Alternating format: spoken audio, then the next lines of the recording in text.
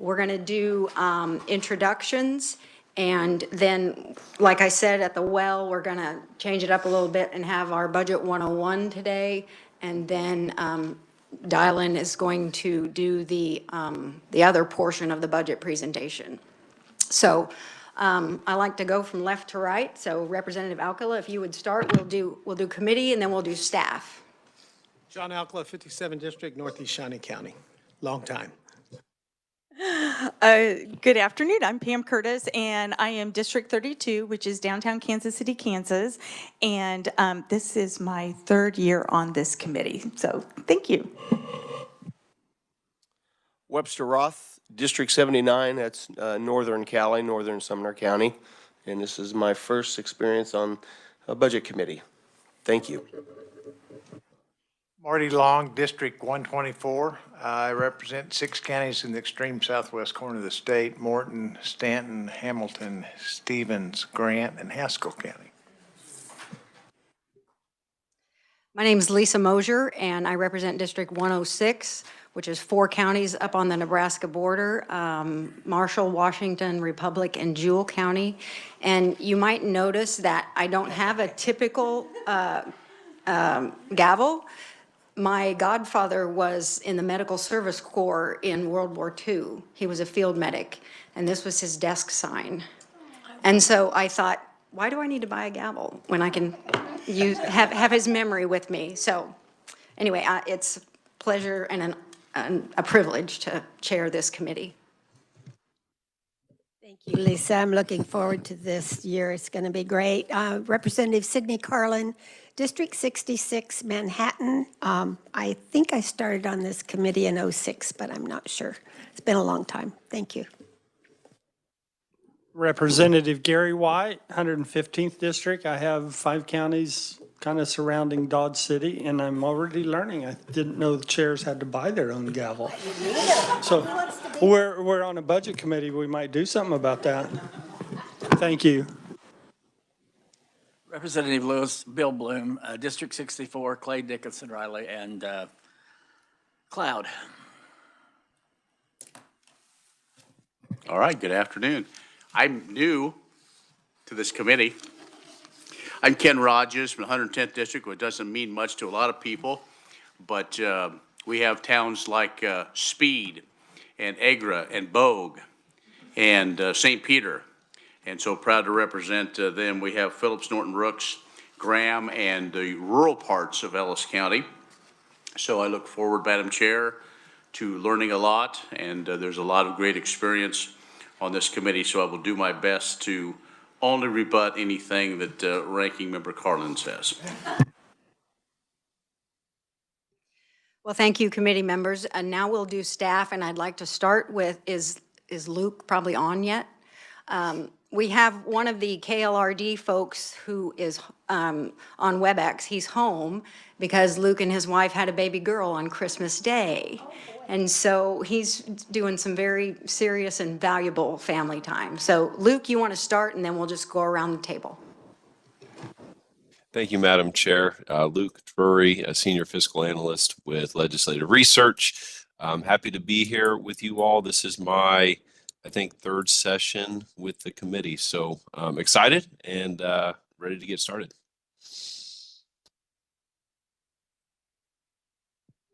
Dylan, do you want to start?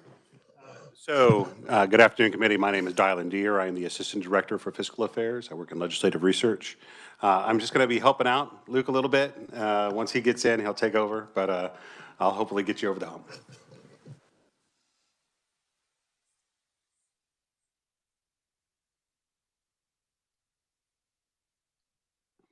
My name is Taylor Large. I'm going to be the AV technician throughout session in here. This is my first session, which means also my first day.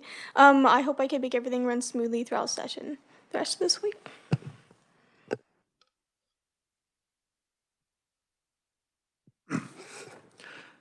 Hi, I'm David Weiss with the Revisor Statutes Office. You might not see me in here as much as Luke or Dylan or something that do the budget, but when you do have any proviso language that you would like on any of these particular agency budgets you hear or anything, please contact me and I can get that language written for you. Thank you.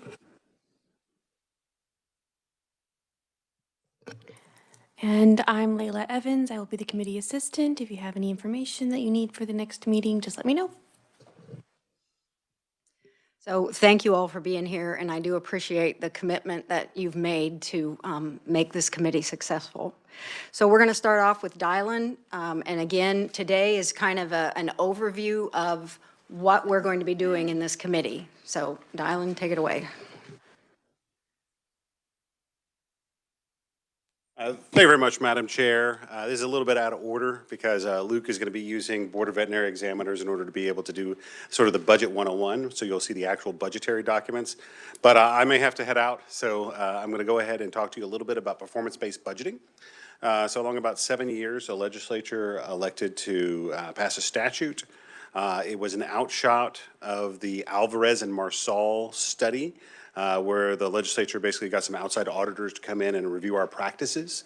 They gave us about a 400-page report of improvements that they thought would be effective for us, but one of those was the implementation of performance-based budgeting practices.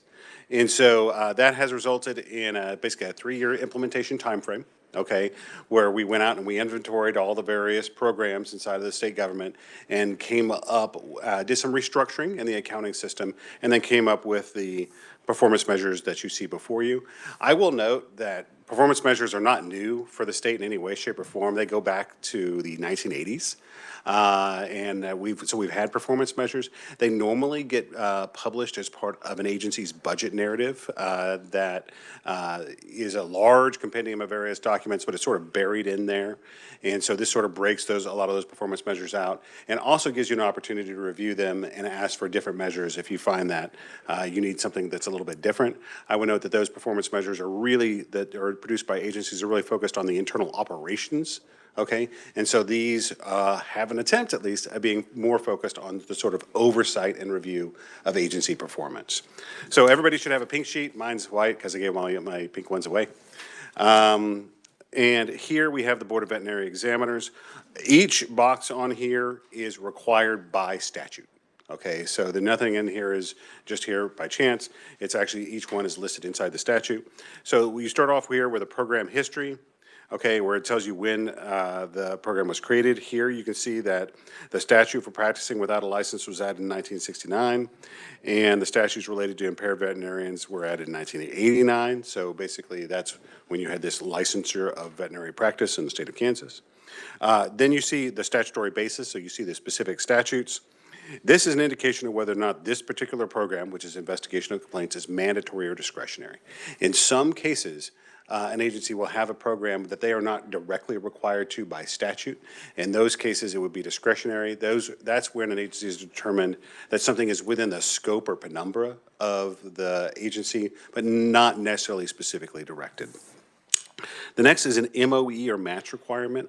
That's related to the idea of federal funds. So MOE means maintenance of effort.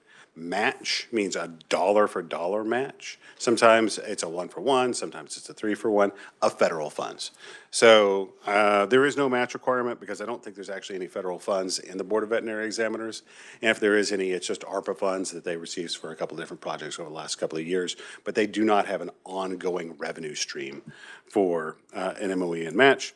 And the last is a priority level of these, and that just indicates the priority level of that program, and they will be basically listed by the number of programs that they have. Here's the consequences of not funding this program. So it'll be different for every single agency, okay, and it's just a description by the agency. And I want to note when I say this, none of this stuff is produced by KLRD as far as the content is concerned. So what you're seeing in here is an unfiltered representation of what an agency is stating about these measures. And so this is what they indicate, that if you can't investigate complaints, you'll have no oversight over reports of diseases communicable to humans, unsafe animal products entering the food chain, violation of certificates of veterinary inspection, negligent and fraudulent practices, et cetera, et cetera.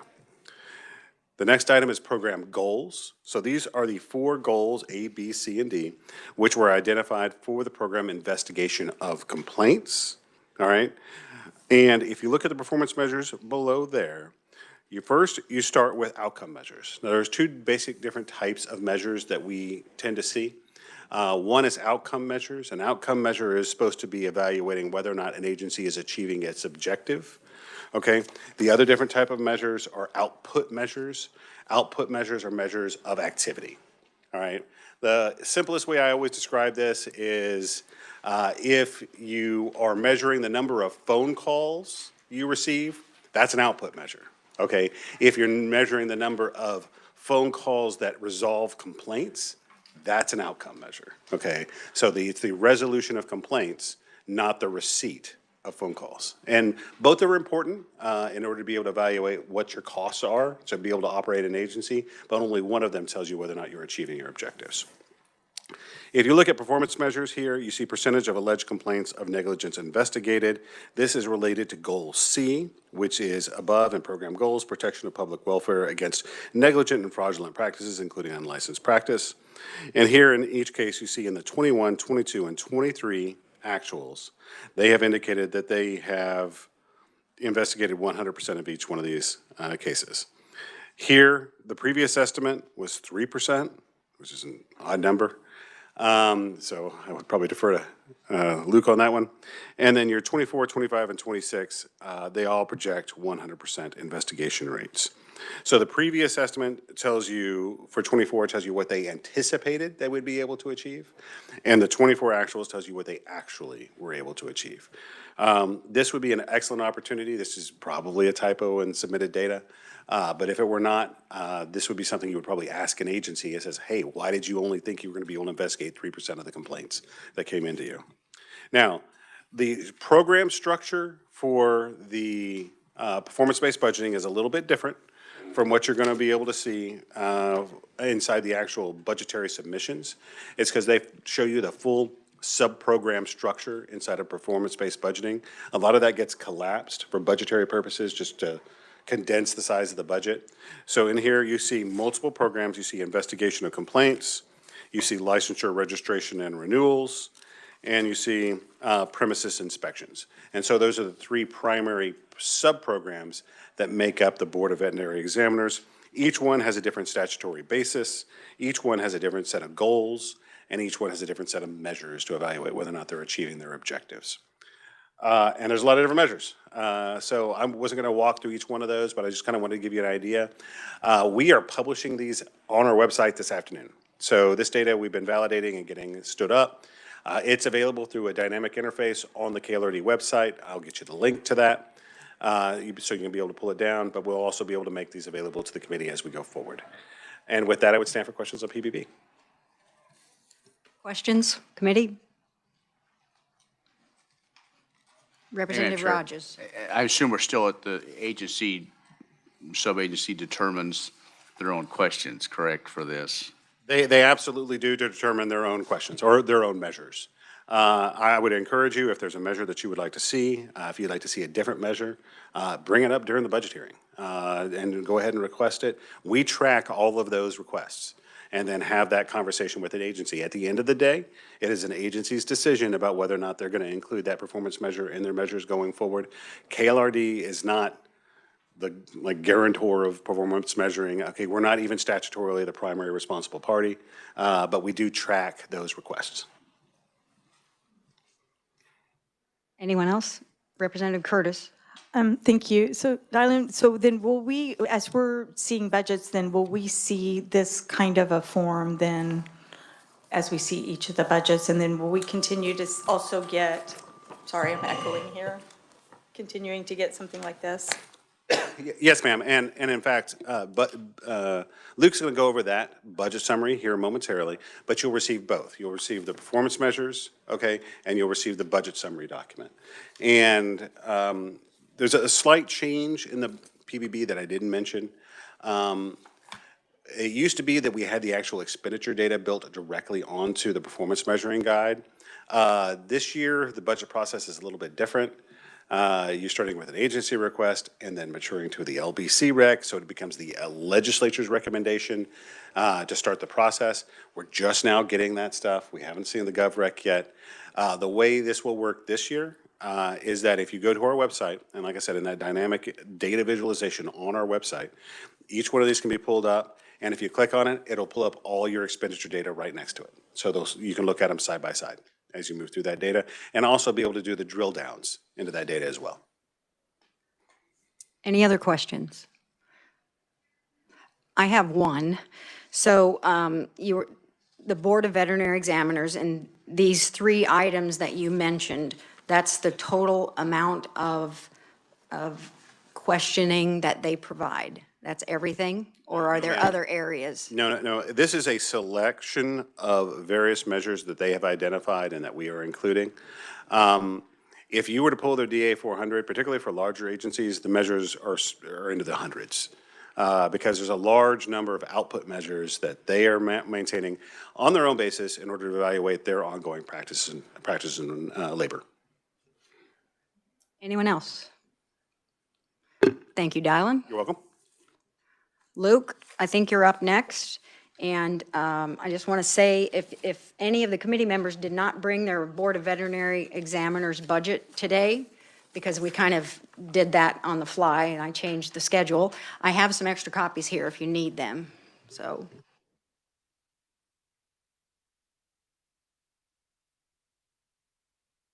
Thank you, Madam Chair.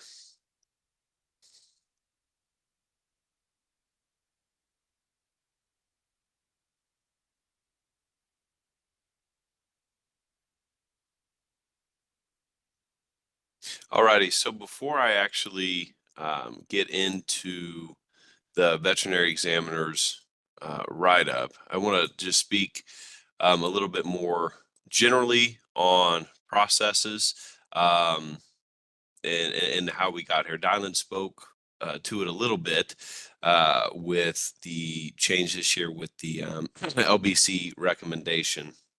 So during the summer, there was a special committee that studied budget processes in the state, how other states go about budgeting, appropriating dollars, whatnot. As a result of that special committee, the LCC approved a legislative budget committee, a different legislative budget committee for developing a legislative budget. So then during the interim, KLRD staff took agency requests and put those into the budget summary documentation that you see before you with the veterinary examiners. That's a standard budget summary that you will see throughout the entire process for all budgets that will come before the committee. For this particular agency, they are a biennial agency, so they will have 2 budget years. So you'll see an additional budget year of data out there that would not be something you will see across the board. So then as a result of presenting those budget summaries to the Legislative Budget Committee, they then made recommendations, and then which is also then shown on your budget summary what those recommendations are. And then that is what will be incorporated into the budget bill for the legislative session. So I do believe Dylan did pass out a KLRD letterhead. It should say budget basics on it. So this document, and I won't read it to you all, that is a relatively short document that talks about the different funding and expenditures that, yes, Madam Chair. Don't have that sheet. Sure. So we will get it for Thursday. And we can get it out. You'll get one here in about 5 minutes. Okay. Sorry, I didn't mean to interrupt. No problem, Madam Chair. Thank you.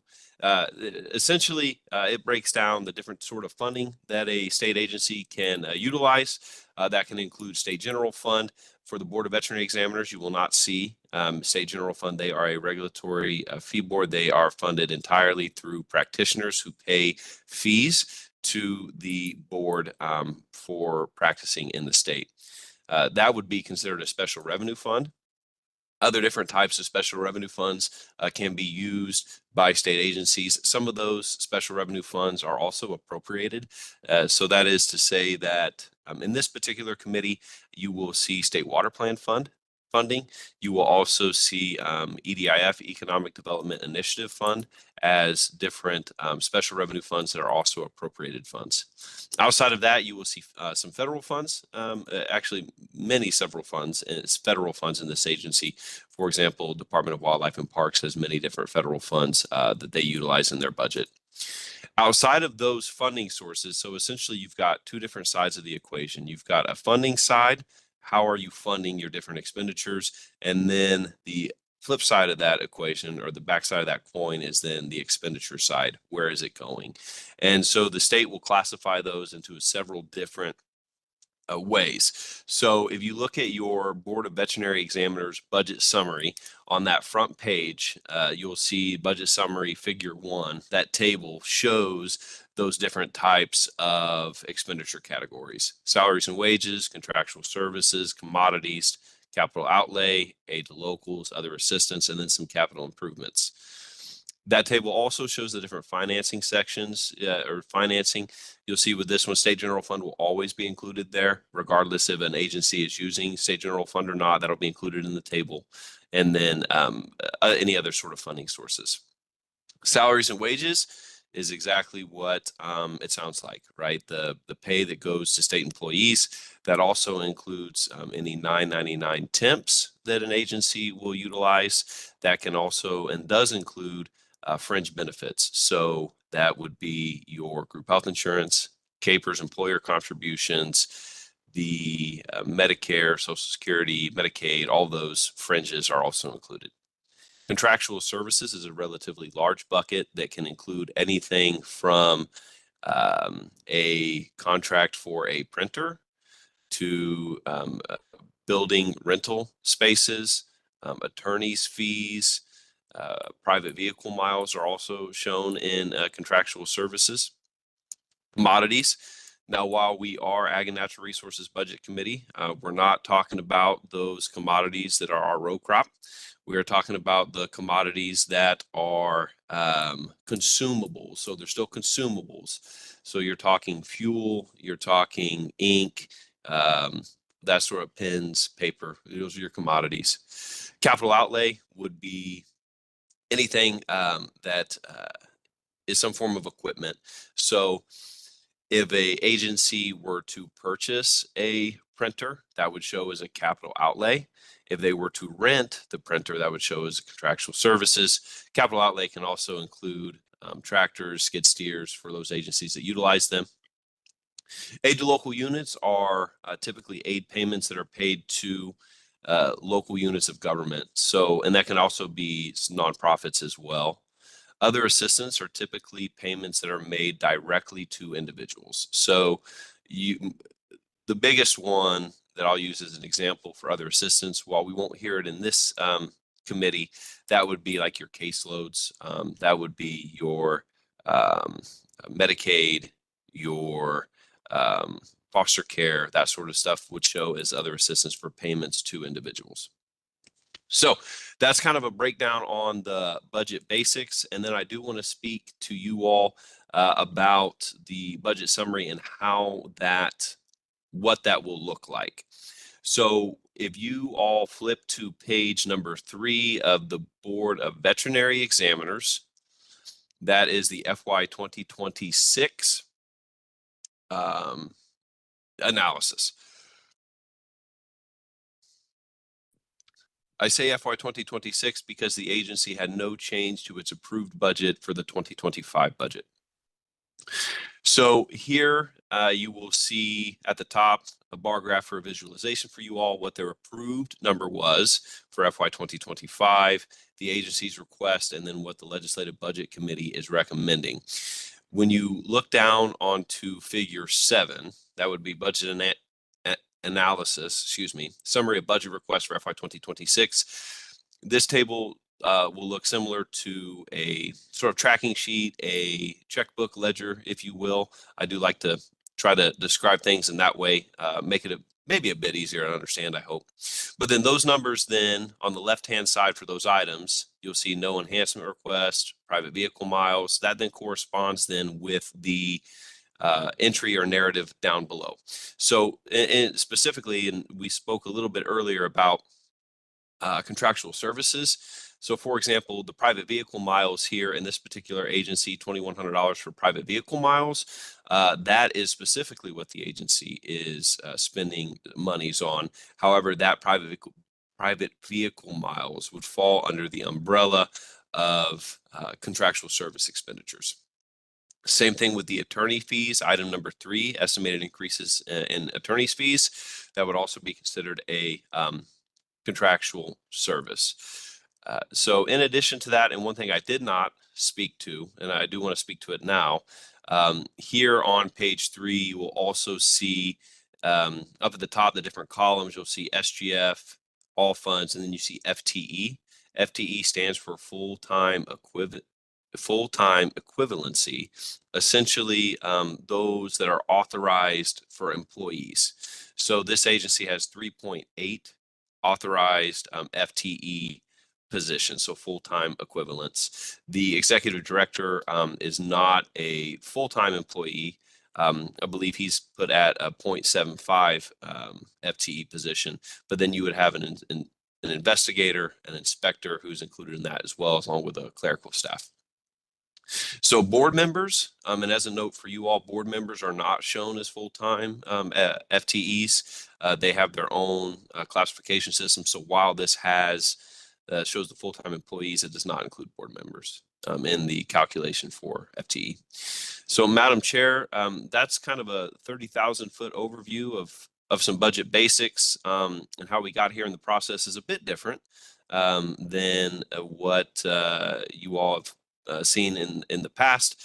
However, the nuts and bolts of actually, what is an expenditure, how is it financed, the mechanisms for the appropriation bill and getting the legal language drafted up and typed up and all that remains the same. So if there are any questions that the that the committee has, I'd be happy to answer them. Committee, questions?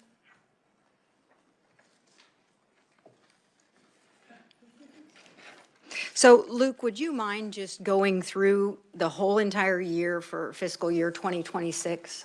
So we've Sure. gone finish on one part of this budget. Thank you. Sure.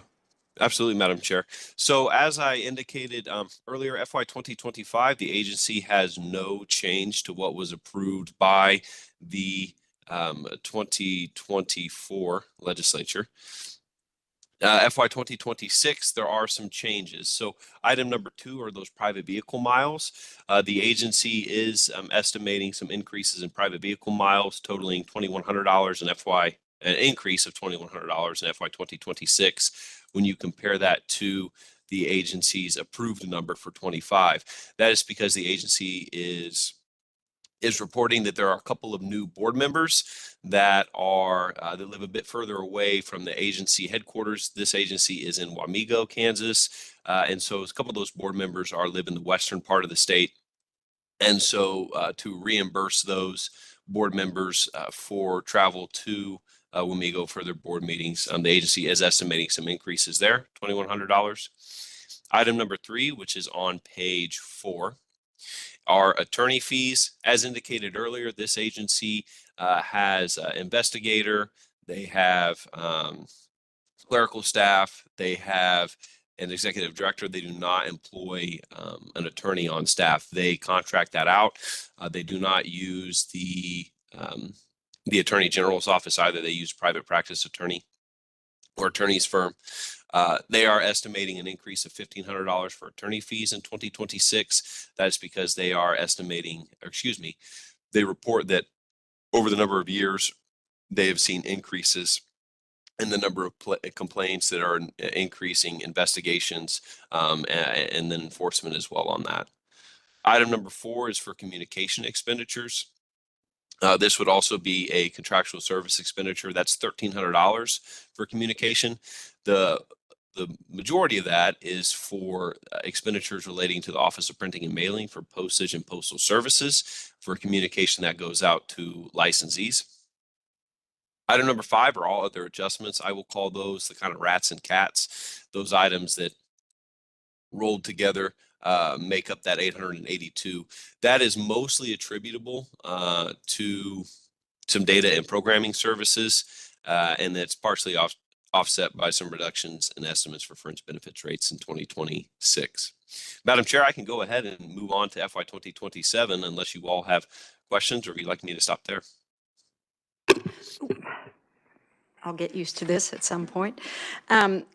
Explain to all of us what the LBC at the bottom of each of those is. I mean, it has to do with that early budget committee, so how it, what their recommendations were versus what the agency requested, please? And then you can go on and do 2027. Thank you, Madam Chair, and I'm glad you asked the question, and I apologize. I should have indicated that for you all. These items, the narrative there that says the bullet with the agency, this is what they are doing. So item number 2, private vehicle miles, add $2,100. LBC then, that is any changes that the LBC is recommending. So for this particular agency, for 2026, the LBC makes no recommendations to change the agency's request. For 2026, the LBC's recommendation is to adopt the budget as presented. And then you will see then on figure 7 as well, those numbers correspond across the board from agency on the left side to legislative budget on the right side. The other changes column, that 5782 rolls those 1, 2, 3, 4 items together for what that change is. And as you can see, that is across the board the same. So for this particular agency, then when we scroll over, or excuse me, I'm scrolling, you all are flipping. When we get to FY 2027 on page 5, under figure 10, you will see as well here that the Legislative Budget Committee recommends the agency's budget as presented or as submitted. There are no changes being recommended by the LBC. Item number 1 on there is enhancement request, similar to FY 2026. Luke? Oh, yes, I apologize, Madam Chair. Question, Representative Carlin. Thank you, Madam Chair. I don't know where you found item 10, but that wasn't my main question. Where was item 10? I thought you said item 10. Maybe it was item 2. I'm sorry, I couldn't. But Luke, I asked this question earlier. The LBC, when it says no changes, I'd like the committee to understand what that means, because the Legislative Budget Committee, which I sat on, did not make a recommendation not to make any changes. It just didn't vote on any changes. Is that correct? Dylan, could you clarify if I misstated that? Thank you, Madam Chair. So I guess I would characterize it thusly. Whenever this committee is silent as to a request, it is deemed to be approved. Okay? So this committee, LBC, works exactly the same way. So basically, if a request comes before you and you don't say anything, it's typically deemed to be approved. There's a couple of exceptions with governor's budget amendments where you have to affirmatively adopt those. But for the most part, if you don't speak to it, it goes in the budget. May I follow up then? One more. Well, the point being that the Legislative Budget Committee made no changes, but it was much like a hearing process when we went through those. So that doesn't mean this committee cannot make changes to any of the budgets. They may all say the same thing, but we still have a part to play in this, and I just want to make sure that was clear to everybody. I probably muddled it, but thank you very much. I Madam believe that is correct, Luke and Dylan. Okay, so just looking at the bottom of page 3. Just looking at the bottom of page 3 where the LBC says no changes, that means they have agreed to add the $2,100. So, question, Representative Roth. This is just a question I've had in my mind. It doesn't appear that there's been any changes to me from the budget process since 1988. Would that be a true statement? Because it was 1988 when performance-based budgeting came out. And then there was a change to the outcome and outputs in the 90s, but it still looks the same to me. That's why I'm just asking. Okay, Dylan, please answer that. So I guess this year is a pretty big change to the budget process, as what I would note, because you're starting from the legislative recommendation, which is built off the agency request, and none of the documents before you at this point include the governor's recommendation. But the last reform to performance-based budgeting was 2015? 18. So that was when the existing performance-based budgeting statutes were put in place. The last major reform of the budget process happened, and you're correct, in 1980, and that was a recommendation coming out of the Office of the Governor. And that is what created the modern program and sub-program structures that exist inside of the state budget. Prior to that, agencies' requests were largely independent, and cabinet level officials had a large degree of independence. And it was really that 1980 reform that really brought it under a centralized control and authority structure. And I really wasn't too clear on my question, but you answered it correctly. Because I was on the other side of the fence doing budgets from way back then to now. And it just looks similar to me that as we progressed, and then I finished in 2013, so I haven't had anything to do with this kind of stuff. So I was just wondering in my mind what was going on, because it looks so similar to everything we've done in the past.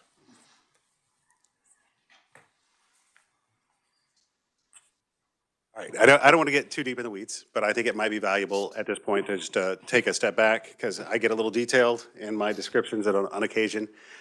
What the state of Kansas uses is called incremental budgeting. Okay, and I think that what Representative Roth is referring to. What that means is that each year, this committee and the governor reviews the changes from the previous fiscal year. Okay, that is a budgeting methodology. It is not the only budgeting methodology. Other states use priority-based budgeting. That means that every single program gets a priority. You decide often in a separate committee how much you're going to spend that year, and then you fund those priorities. There's performance-based budgeting, there's a zero-based budgeting. Each one of these are different techniques. Kansas has been using incremental budgeting for much longer than I have been with the state. And you are absolutely correct. It's that basic budgeting process has not changed. With the only exception, the starting point this year is a little bit different. Thank you for that. Representative Curtis. Thank you. Just kind of a process question. Are we actually hearing this budget today, or will we be seeing? Okay, so we're doing this an exercise as an example, right? This is our budget Okay. 101 today, so Gotcha. we're learning, and I figured we might as well use a budget that we're going to hear. Absolutely. Okay. The intent is to hear and to work the two budgets on Thursday. On Thursday. So we'll have a chance then for the agencies to be in to talk with them. So we're just kind of going through it as an exercise. Right. So I have another question, because I know that then eventually we'll get the governor's recommendations. Is there at a point where in my mind, I'm just trying to figure out how that is going to step through? Like, if we hear these budgets on, which there's likely to be not very many changes to these budgets, but if we hear these on Thursday and pass them, then when we get the other is there at some point where we review that or revisit it, or have we figured that process out? Dylan can answer that question.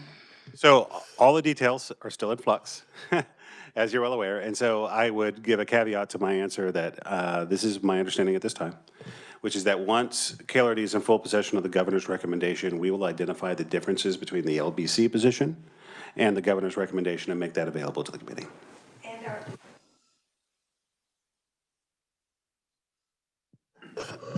Madam Chair, hopefully we'll get you the GovRec before you have your position, so that you can incorporate the GovRec into your position if you wish. So now, Luke, you can continue with 2027. Thank you, Madam Chair. Thank you, Madam Chair. All righty. FY 2027 begins on page 5. So there on figure 10, about midway down the page, is your ledger, your summary of the budget request with the itemized list, which then corresponds with the narrative followed below. Item number 1, enhancement request. Similar to FY 2026, the agency submitted no request for enhancements. Item number 2, private vehicle miles, and you will notice that several of these will correspond with FY 2026 as well. The agency is estimating an increase of about $2,600 for private vehicle miles in FY 2027 when compared to the approved number for 25. Again, that is related to the board members that are living in the western part of the state, traveling for board meetings to Amigo. Item number 3 is the group health insurance. The agency's request does include $2,500 for increases in group health insurance as compared to 2025. This then to tie back into what we were speaking about earlier with some budget 101 stuffs, that group health insurance would show then in your salaries and wage expenditure category. Item number 4, attorney fees, increases of $2,500 in 27 when compared to 25. Again, that is because the agency contracts with a private firm for legal services and does not retain any attorney on staff. Item number 5, data and programming services, that's $1,700. The agency reports that their inspectors and investigators are working more in a virtual environment, utilizing different forms of communication. And so essentially their request here would be to update some of their systems that they use to help them follow up on complaints and registrations. Item number 6 is communication. This is the same item that was listed in FY 2026, and that's $1,500 for some estimated increases in office and printing and mailing for postage and postal services. Item number 7 are the all other adjustments, $711. That's mostly attributable to increases in CAPERS contribution rates for FY 2027. And then, Madam Chair, I would note as well for the committee and for you that on page 7, you will see a reference table. And this is something that you will see for all agencies that come before the committee and all the budgets that you'll hear and work. This does a 10-year look back through FY 2017 through the agency's 26 request. And that shows what their actual expenditures were in those fiscal years, their FTEs. It does show you a % change year over year, along with the consumer price index change year over year. In addition to that, it will show you the 10-year change as well. So for example, the agency's increase over 10 years was 21.7%. And then that compares to the consumer price index increase of 33.4%. When you scroll down then, when you flip over to page number 8, and you'll see special revenue fund overview. This is something that you will see with some of the agencies that will come before this committee. This is a regulatory fee board. And so this is similar, albeit not entirely the same, to the special revenue fund overview that you all were used to seeing in previous sessions if you were on budget committees or worked budgets. But this does show you the beginning balances, expenditures, ending balances from FY23 to and through FY 2027. And then finally, figure 13 on this particular agency's budget summary shows you a schedule of fees that are charged by the board. It also tells you what the current fee is, what the statutory limit is, and then if there was a fee change. So that third column or fourth column there says previous fee, if there was a change within the last 2 fiscal years. This agency has not changed fees for a number of fiscal years. I would just note, and I don't know off the top of my head, Madam Chair, and I apologize, but the mobile clinic records audit, that is a relatively new fee that the agency has. But other than that, these fees have been the same and charged the same for a number of fiscal years. So, Madam Chair, I'd be happy to answer any other questions the committee may have. Representative Roth. Thank you, Madam Chair. I was just asked to make sure in my mind is clear on all of those, the last ones you talked about, 2 through 7, all of those are coming from the fee fund, and so there would be no increase of state funding to their budget. Madam Chair, Representative, to answer the question, that is correct. This is this agency is funded entirely with the Veterinary Examiner's Fee Fund. At the end of the budget summary here on page 8, those fees that you will see listed there for your veterinary medicine license, veterinary premises, and your veterinary technicians. Practitioners pay those fees to the board, and then that funds the board's operations. Some of those fees, I believe, and Dylan or David, correct me if I'm wrong, but 10% of that fee goes to the general fund off the top.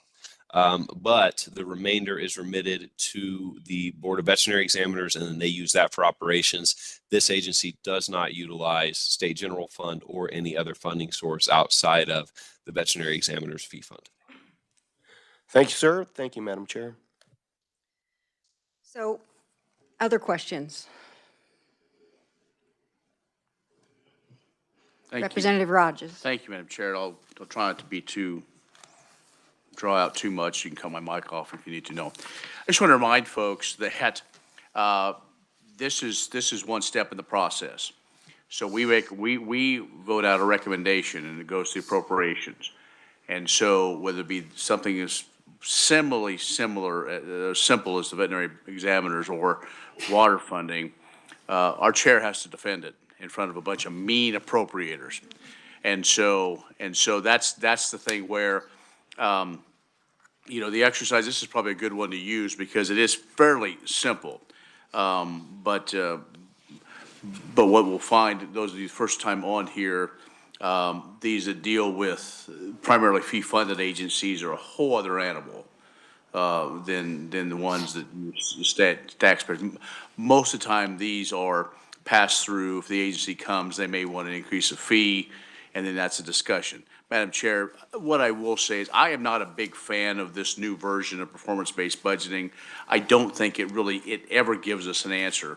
I know in the full appropriations committee, we do get frustrated where it seems like they're set up to always be successful, but are they really telling us what we as legislators and appropriators want to know?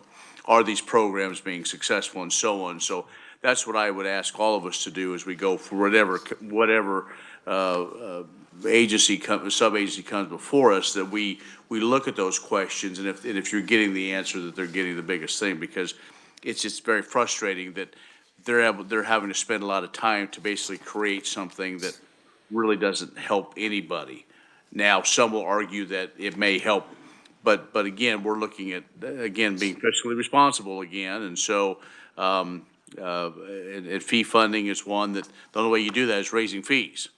And I don't think the appetite is there. So I would just say, as you see some of these, you know, really examine them the best you can and ask questions. I'm sorry, Madam Chairman, to jump on that, but again, the bottom line is, as we look at doing whatever, the chair has to defend this in front of the full appropriations committee and all these things. So if you have a real concern, I'm speaking to defend my former vice chair. If you have a real concern, let her know before now or when she goes to committee that you're not causing a problem, because we really need to come out of here as we all know, pretty much on the same page as a committee. So that's it. Thank you, Madam Chair. So Luke, couple things. The 90% is retained by the agency, and our fee-funded agencies are kind of self-policing. I mean, is that a correct statement? I mean, they watch their budget and you know, make sure they're able to cover their expenses. Madam Chair, I would say that the executive director does have a board that they are, and this is standard across a lot of the regulatory fee boards, they will have a board that is comprised of either gubernatorial appointees or members, and that executive director is accountable to that board member. And then, of course, through the appropriations process, through the legislative process, they are accountable to you all as appropriators. And this fee board, and in fact, I don't believe I'm misspeaking when I say that every regulatory or biennial agency has an expenditure limitation on their expenditures. So whatever that is, this budget that is approved by the legislature and signed off by the governor, they cannot exceed expenditures above that threshold. Okay, and then the 10% that goes to the state general fund, never comes back to the veterinary examiner budget, right? That would be correct, Madam Chair. Okay. And then explain a little bit about the current fees that are charged, statutory limits, and how current fees can change according to what's statutorily allowed, please. Absolutely, Madam Chair. Thank you for the question. That would go through the rules and regulations process. For those members who are not familiar with rules and regulations, the legislature also has a committee, joint committee on rules and regulations, and any rules and reg changes, and that would include fee increases or decreases, or adding new fees, deleting fees, etc., are heard by that committee. There is a process that agencies must go through in order to update their rules and regulations, and that would include review by the Attorney General, review by the Division of the Budget, and then review by the Joint Committee on Rules and Regulations. The Joint Committee on Rules and Regulations puts out recommendations and reports. I also staff that committee as well, and so there is a process by which agencies must go through in order to increase their fees. And then, of course, the statutory limit, that would be set in statutes. So not a rule and reg limitation. Rather, that'd be a hard cap that even going through rules and regulations, the agency could not go above that without perhaps introducing a bill or to get their statutory limit increased. Thank you, Luke. I just wanted to get that clarified for everyone. Any other questions or comments about our educational process today? Okay, well, if there is nothing, go ahead. I would just say, Madam Chair, and I apologize, I should have mentioned this earlier, but there were a couple of questions regarding those bullets that you will see underneath those numerated lists.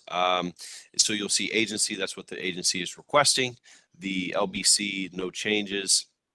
When the committee does hear and work and vote and approve a budget, you will then see a corresponding data entry underneath that. So then when it goes to Appropriations Committee, it'll say agency add, etc., LBC, no changes, and then whatever the committee's recommendation was. And as Dylan indicated, if there's no motion, silence on deleting or adding, that would be House Committee on Ag and Natural Resources budget, no changes, or add or delete. And also, I would also note that even though you don't see an item on these lists, the committee is free to make other adjustments as wanted. So if there's an increase or a decrease for whatever that is not enumerated in these lists, the committee still has the flexibility to make recommendations to agency budgets that are not included on this list. Thank you, Luke. Thank you, Dylan, for your presentations. If there are no other questions, we are adjourned. There will be no meeting tomorrow, and we'll meet on Thursday, and we will officially hear the veterinary examiner's budget and the Board of Accountancy, and we will plan to work them as well. Thank you.